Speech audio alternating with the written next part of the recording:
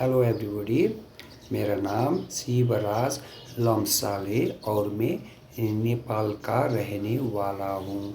और मैं आज आप लोगों को ब्लॉकेज के बारे में, स्टैमरिंग ब्लॉकेज के बारे में, यानी कि जब किसी को हकलाहट की समस्या होती है, आदत होती है, इसमें जो ब्लॉकेज होती है उसको दूर करने के लिए कुछ टेक्निक लेकर आया हूँ।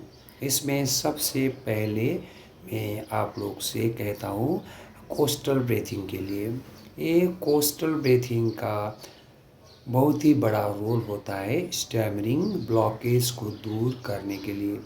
ऐसा माना जाता है अगर आपने अपने सांस पर नियंत्रित करना सीख लिया तो आपका 60% स्टैमरिंग दूर हो जाएगी और बाकी की 40% आपको और जो टूल्स एंड टेक्निक है उसको अप्लाई करने से वो दूर हो जाएगी। सबसे पहले आपको कोस्टल ब्रीथिंग करने की आवश्यकता है और इसको आप हर एक घंटे में 5-5 मिनट करने की आवश्यकता है।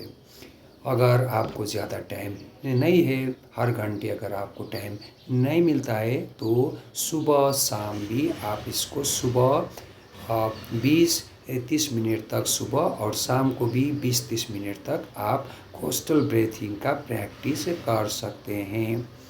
और इसके लिए शुरू में आपको 5 मिनट के टाइम तक आपको कोस्टल ब्रीथिंग का अभ्यास करना है। शुरू में आपको 5 मिनट और धीरे धीरे उसको बढ़ाते हुए आधे घंटे तक आप एक टाइम पर आधे घंटे तक आप कोस्टल ब्रीथिंग का अभ्यास कर सकते हैं। और सुबह और शाम को ऐसा करने की आपको आवश्यकता है। इससे आपका जो पैरासिम्पैथेटिक नर्वस सिस्टम है वो एकदम ही रिलैक्स हो जाएगा और आपको बोलने में आसानी हो जाएगी। और जब आप कोस्टल ब्रीथिंग करें, जब आप एक्सेल करें, उसको फील करना भी आवश्यक है कि जब सांस बाहर जा रहा है मुंह से तो आप उस सांस को फील करने की आवश्यकता होती है। और मैं आपको डेमोन्स्ट्रेशन देता हूँ। आपको सीधा अपने शरीर को सीधा करने की आवश्यकता है। इसके लिए आपको किसी चेयर में बैठना है और अपने एक हाथ को अपने छाती के ऊपर इस तरह से रखना है और मुंह से आपको इनहेलेशन करना है।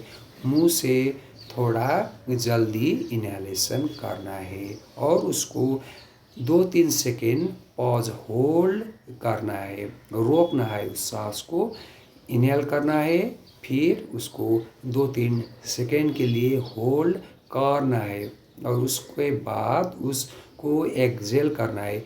मुंह से ही इनहेल करें और रोके और अपने मुंह से ही उसको एक्सेल करें। और जब एक्सेल करें तो आप थोड़ा लंबा टाइम के लिए आपको एक्सेल करना है। जैसे कि अगर आपने 2 सेकेंड में अगर आपने इनहेल किया तो 4 से लेकर 6 सेकेंड के टाइम तक उसको बाहर एक्सेल करें। जितना हो सके धीमे स्लो स्पीड से उसको एक्सेल करें। आपको मैं डेमो देता हूँ, इस तरह से करें।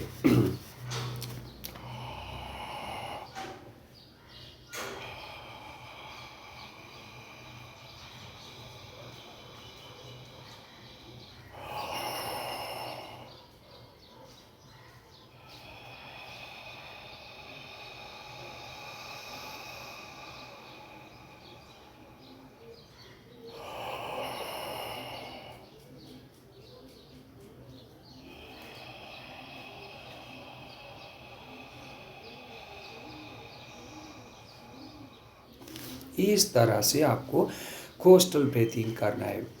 और जब भी आपको बोलना है तो बोलने के लिए बोलने से पहले सांस लेकर ही बोलना है। आपको बोलने से पहले सांस ले, फिर थोड़ा सांस बाहर छोड़ते हुए बोलना है। इसको एयर फ्लो टेक्निक बोलते हैं। एयर फ्लो टेक्निक के वजह से भी आप अपने ब्लॉकेज को दूर कर सकते हैं।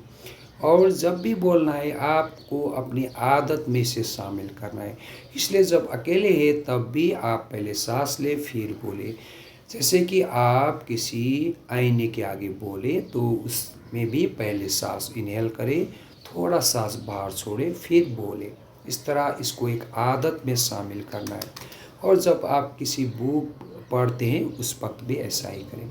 और तीसरा सबसे महत्वपूर्ण बात है प्रोलॉन्गेशन टेक्निक। ब्लॉकेज को दूर करने में सबसे इफ़ेक्टिव टेक्निक है प्रोलॉन्गेशन टेक्निक। इसके लिए आपको उस शब्द के पहले अक्षर को स्ट्रेस करते हुए बोलना है। जैसे कि मैं थोड़ी देर आपसे बोलता हूँ, ब्लॉकेज टेक्निक का स्टैमरिंग और स्टटरिंग को दूर करने के लिए बहुत ज़्यादा महत्वपूर्ण भूमिका होती है।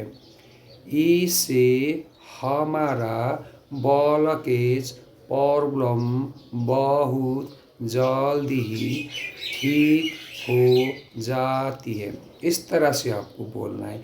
ऐसा नहीं कि हमेशा आप ऐसे ही बोलेंगे। थोड़े समय के लिए जब भी आप प्रैक्टिस करें अपने घर में अपने स्टटर सपोर्ट ग्रुप के साथ, उस समय इस तरह से बोलें तो ये आपकी आदत हो जाएगी। और धीरे धीरे ऐसे आप बाहर भी बोल लेंगे। थोड़ा प्रोलॉन्गेशन से बोलने की आवश्यकता है।